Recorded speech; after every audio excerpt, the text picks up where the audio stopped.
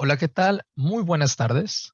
Mi nombre es Luis Daniel Acosta Jauregui y es para mí un placer estar aquí el día de hoy y venir a hablarles un poquito de lo que es la biotecnología de los alimentos. Antes que nada, pues partamos de esta palabra que a lo mejor nos parece un poco extraña o a lo mejor la hemos escuchado en los últimos días, biotecnología. Si somos observadores, podemos notar cómo bio y tecnología es un conjunto de dos palabras que se unen y forman una nueva. Bio tiene que ver con todo aquello lo relacionado con la vida, los seres vivos. Y tecnología, pues todas aquellas técnicas que utilizamos para lograr obtener algún servicio o producto que tengamos en mente. Por lo tanto, la biotecnología es el uso, o podríamos definirlo de forma muy sencilla como el uso de la vida en conjunto con la tecnología para lograr obtener un mejoramiento en algún tipo de enfoque en especial. Y la materia que hoy nos interesa es hablar de los alimentos. De forma un poquito más estricta, la biotecnología se define como la manipulación y el uso de sistemas biológicos y organismos y sus productos. ¿Con qué fin? ¿Con qué objetivo? Esto con el fin de obtener un bien o servicio. La biotecnología es considerada como una ciencia multidisciplinaria y tiene su origen a partir de la fusión de distintas ramas de la ciencia y la tecnología, tales como la biología, la bioquímica, la microbiología, la informática, la estadística, la química, entre muchas otras. Es por eso que la biotecnología es considerada como una ciencia multidisciplinaria. La biotecnología tiene un amplio número de enfoques, de aplicaciones. Esta puede dividirse a partir de un gran número de colores. Y a continuación vamos a hablar un poquito de los ejemplos más representativos, de los más importantes. La biotecnología puede emplearse en un gran número de áreas distintas, con diferentes fines prácticos, entre las cuales destacan la biotecnología verde, también conocida como biotecnología agroalimentaria. El principal enfoque de la biotecnología agroalimentaria es el mejoramiento y el aprovechamiento de las plantas y de los frutos que se producen a partir de estas, así como también el desarrollo de técnicas que permitan la capacidad de poder diferenciar a los distintos agentes patógenos que causan un gran número de enfermedades y métodos eficientes para combatirlos. Por su parte, la biología marina o la biotecnología azul tiene un enfoque que se centra principalmente en todos los productos que provienen del mar, siendo esto animales y plantas principalmente. La biotecnología roja o biotecnología médica es una de las más importantes en la actualidad y que ha tenido mucho desarrollo. Esta se enfoca principalmente en el estudio de enfermedades cuyo origen es genético o hereditario, así como también del desarrollo de tratamientos que sean capaces de curar o de mejorar la calidad de vida de personas que sufren de este tipo de enfermedades. La biotecnología blanca o biotecnología industrial es aquella que se enfoca en la obtención de materias primas que son utilizadas a gran escala o a nivel industrial por distintas empresas, compañías, esto con el fin de producir productos, valga la redundancia, que son de mucho interés para los consumidores. Finalmente, pero no menos importante, nos encontramos con la biotecnología que más nos interesa y vamos a hablar un poquito más a profundidad el día de hoy. Estoy hablando de la biotecnología amarilla o bien la biotecnología alimentaria, la cual, como bien lo dice su nombre, su principal enfoque es el desarrollo y mejoramiento de alimentos que permitan mejorar la calidad de vida de las personas. Vamos a hablar un poquito más a profundidad a continuación. ¿Qué es la biotecnología de los alimentos? Pues bien, de forma estricta, se define como biotecnología de alimentos como el conjunto de técnicas o procesos que emplean organismos vivos o sustancias.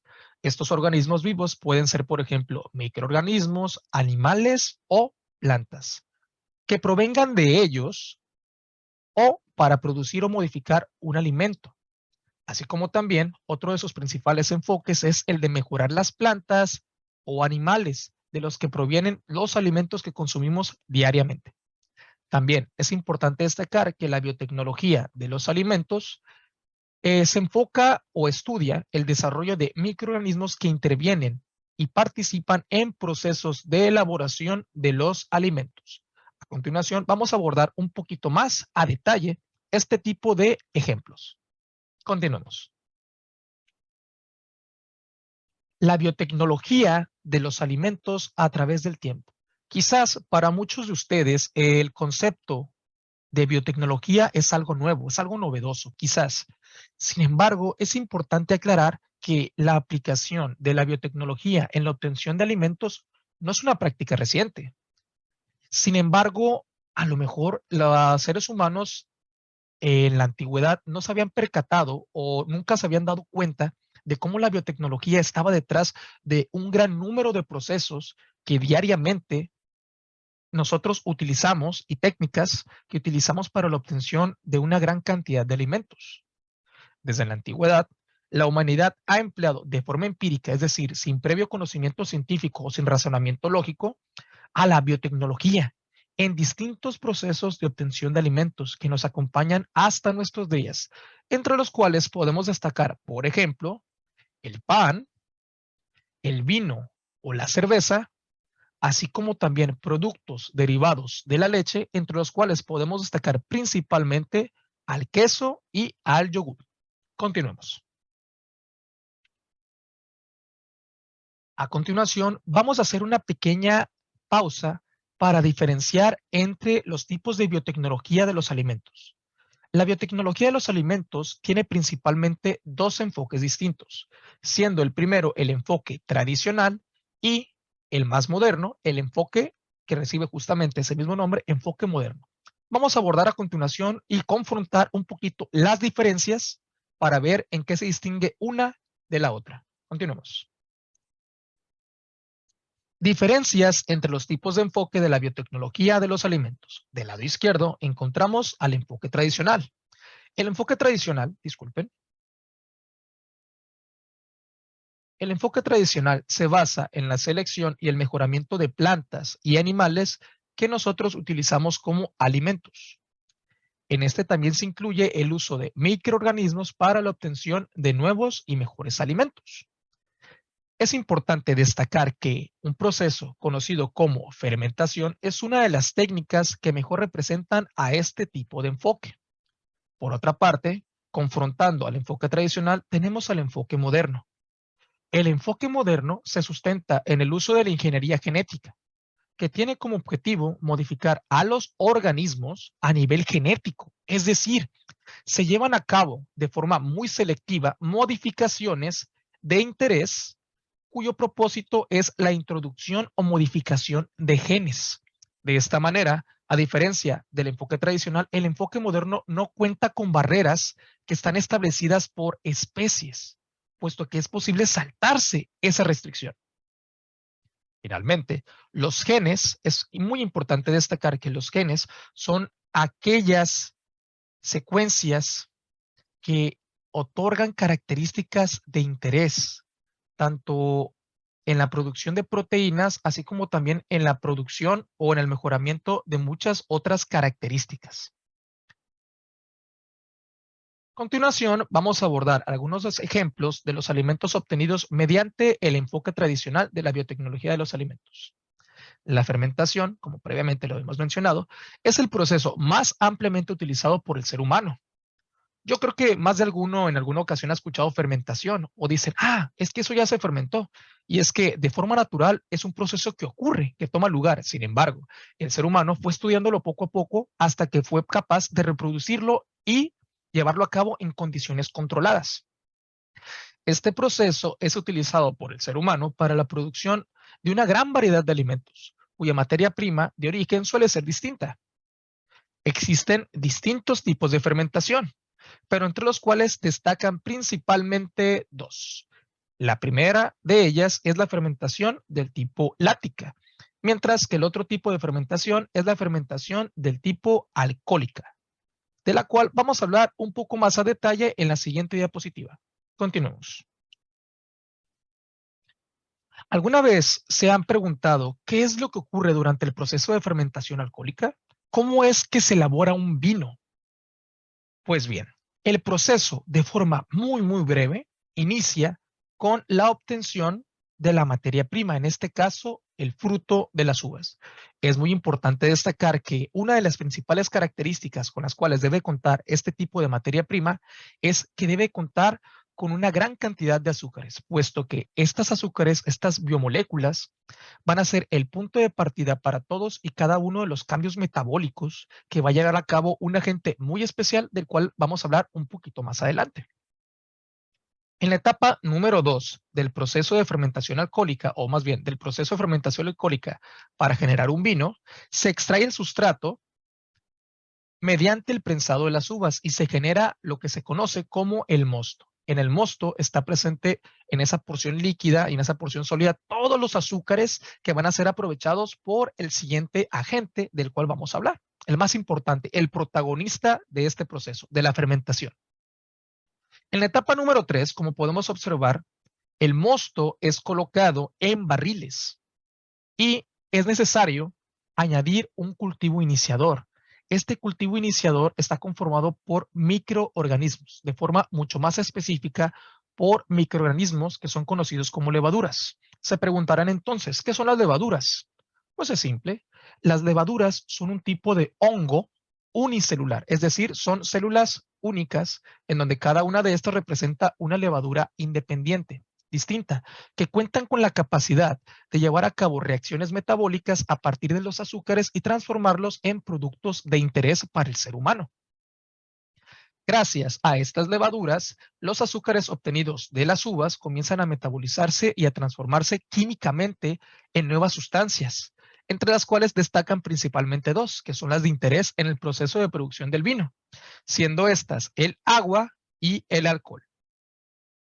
En una etapa posterior, en la etapa número 4, el vino se separa de las levaduras y se embotella. Esto con el fin de llevar a cabo un proceso de añejamiento, el cual puede demorar unos cuantos años o un gran número de años dependiendo de la necesidad de quien lo produce o del cliente.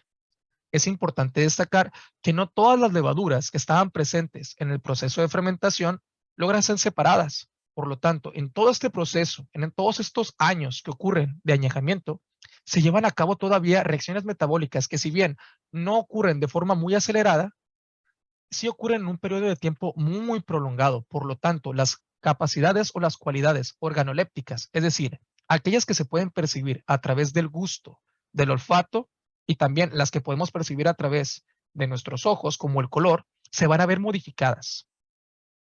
Finalmente, en la etapa número 5, después de un periodo de tiempo determinado, el vino puede ser abierto y degustado, demostrando así cómo a partir de las distintas materias primas pueden lograrse obtener una gran variedad de vinos cuyo sabor, color, textura es muy distinto entre todos y cada uno de ellos.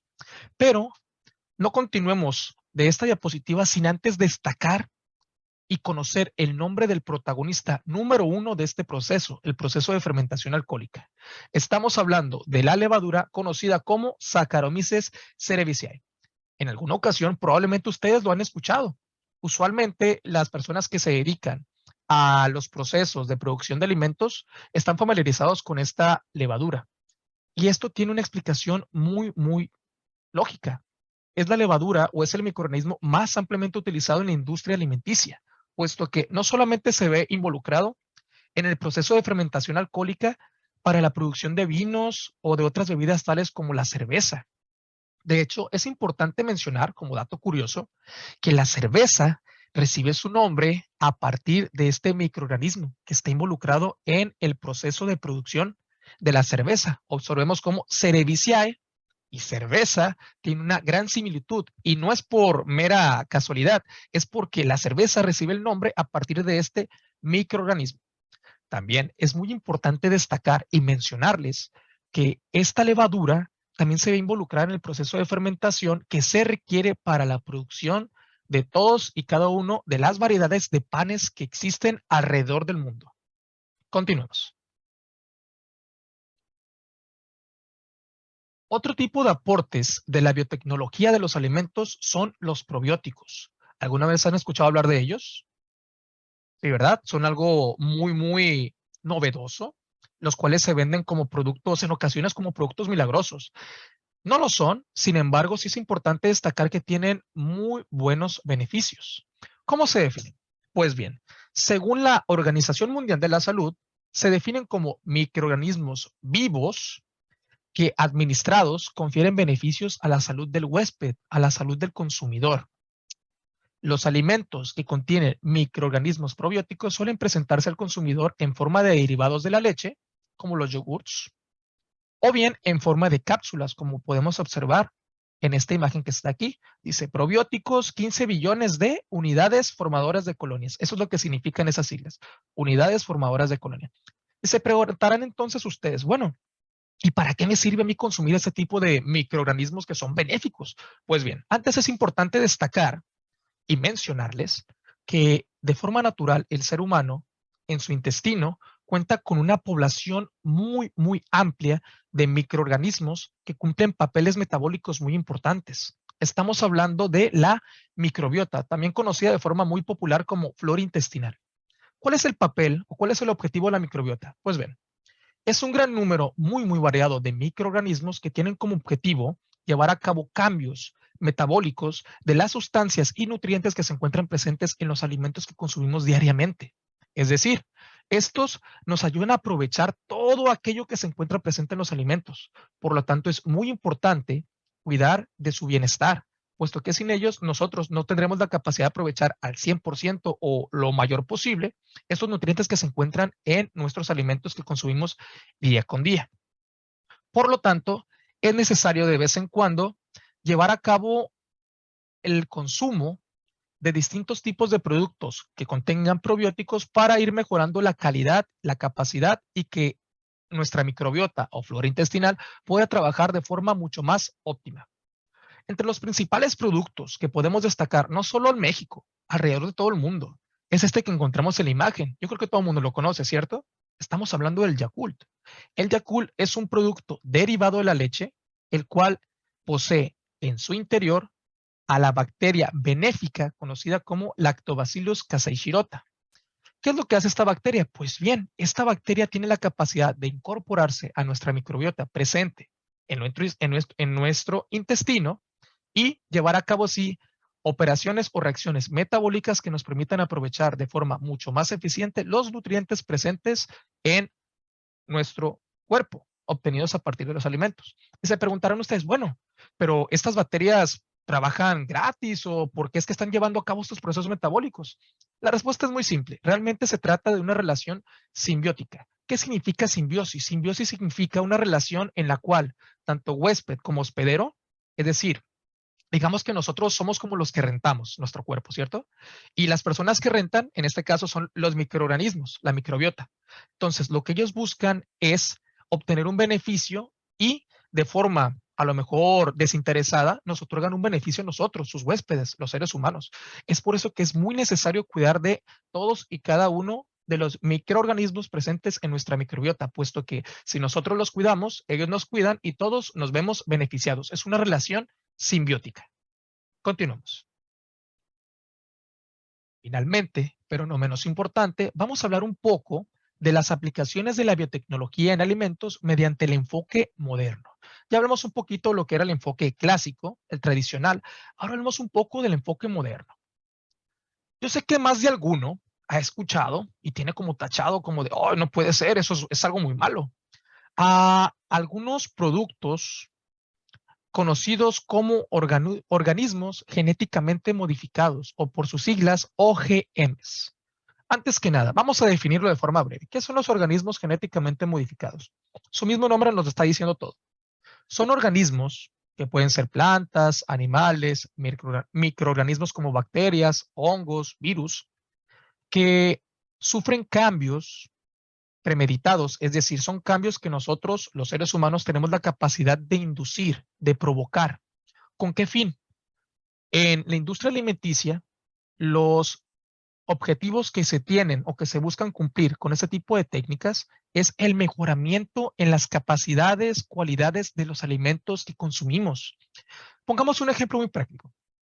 Nuestro estado, Sinaloa, es uno de los principales productores agrícolas de todo nuestro país. Nuestro estado se encarga de producir una gran cantidad de frutos, de verduras, de alimentos también cárnicos que son exportados alrededor del mundo. Entonces, ¿cómo podríamos aplicar o cómo podría intervenir los organismos genéticamente modificados en nuestro estado? Pues bien, como ustedes saben, en los huertos en los cuales se producen todos estos alimentos que consumimos de forma diaria y que se exportan alrededor del mundo, no solamente en nuestro país, en ocasiones nos encontramos bajo condiciones que no son controlables. Situando un ejemplo, tenemos las condiciones de poca precipitación o poca lluvia, en los cuales los cultivos pueden morir debido a la escasez de agua. ¿Qué es lo que podemos hacer? Pues bien, en la naturaleza, los científicos han ido identificando especies de plantas que tienen la capacidad de poder tolerar condiciones de muy poca agua. Por lo tanto, ¿qué es lo que hicieron estos científicos? Fueron observando poco a poco el genoma. Por genoma me refiero a todos los genes que están presentes dentro de un organismo. Entonces, estudiaron el genoma de estas plantas que tenían esa resistencia, lograron identificar el gen que se encontraba allí presente y una vez que fue identificado, lo aislaron y lo introdujeron en plantas cuyo objetivo es la producción de alimentos y de esta manera están confiriéndole, están brindándole una capacidad que antes esta planta no tenía, pero que ahora sí.